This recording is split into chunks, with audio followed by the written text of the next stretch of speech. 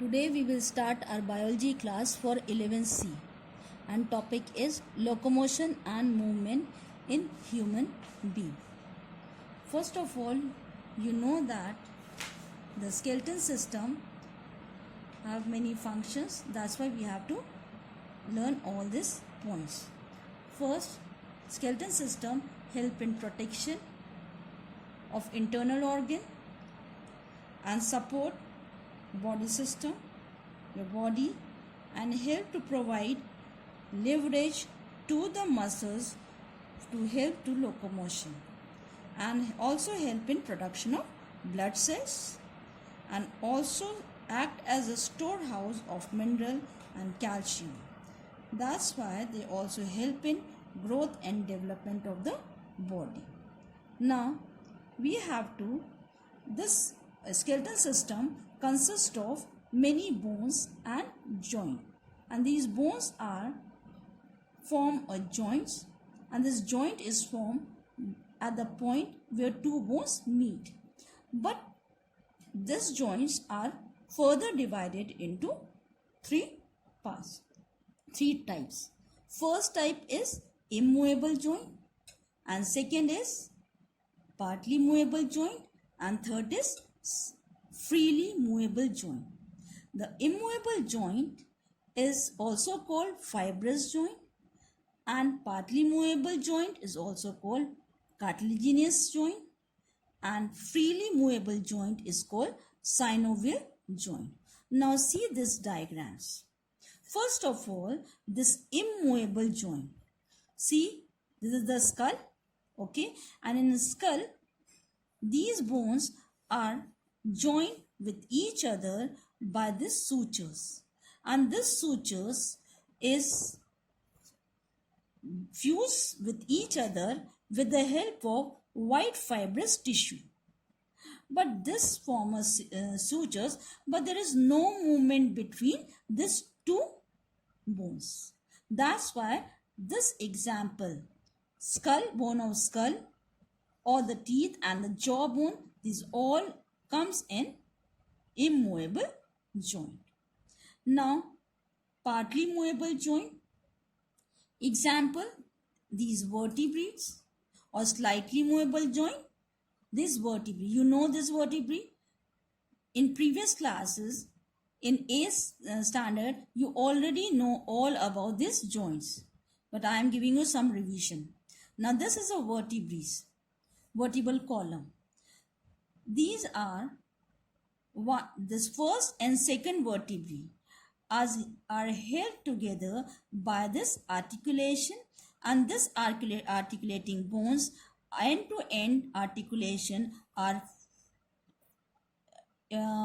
fused or slightly fused by the help of white fibrous cartilage. This is not the fibrous tissue. In this case, fibrous tissue, okay, but in this lightly movable,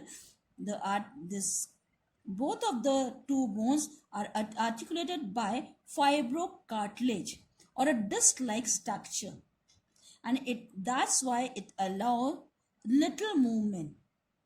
Example, between the vertebrae, okay, and that's why it is called partly movable joint or a slightly movable joint. Now the last one, third one, is called freely movable joint. Freely movable joint or synovial joint. Why it is called synovial joint? Because fluid which is between these two bones is called synovial fluid. That's why it is called synovial joint also, or a freely movable joint. In this case, this synovial joint are further divided into 5 types. First is ball and socket joint.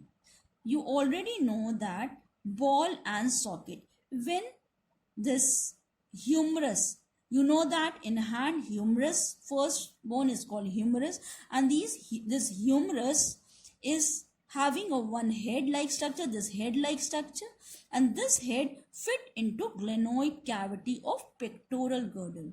You know all this. In A standard, you already saw all this skeleton system in lab. Now this is the glenoid cavity. This is the pectoral girdle or the shoulder bone, and this humerus, head of the humerus, fixed into a socket. This is the ball and this is the socket, and that's why the movement is free, and this free movement is called a ball and socket joint. You know the example that this is the shoulder joint or the hip joint.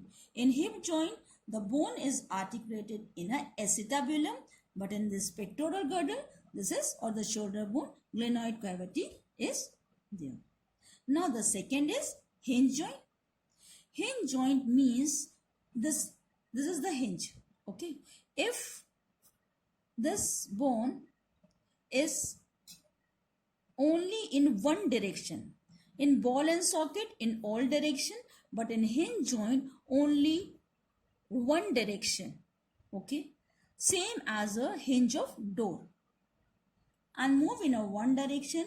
And this is now knee joint, elbow joint, and your knee joint. This is the example of hinge joint. Now pivot joint. Now in this case, pivot joint example is atlas and axis. You know where is atlas? Atlas, the neck in first cervical is the atlas, and the next is axis. So the skull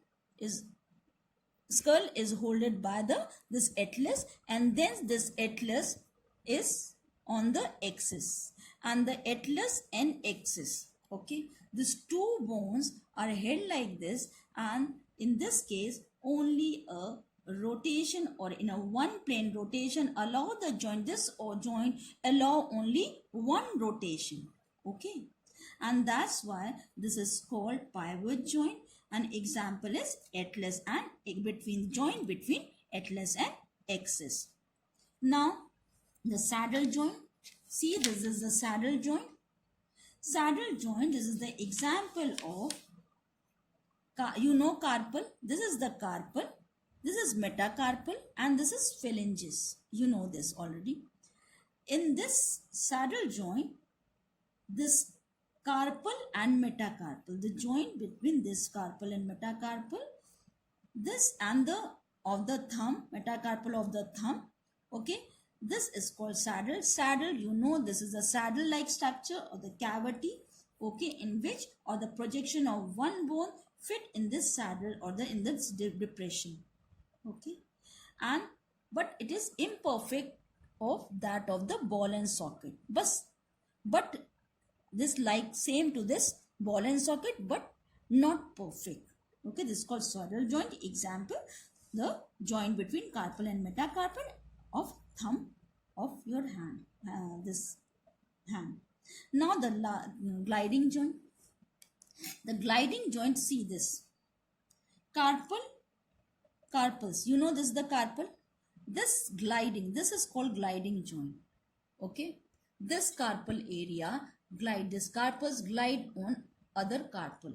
Okay, now this is the simplest of the synovial joint. In this, articular surface of two bones are usually flat.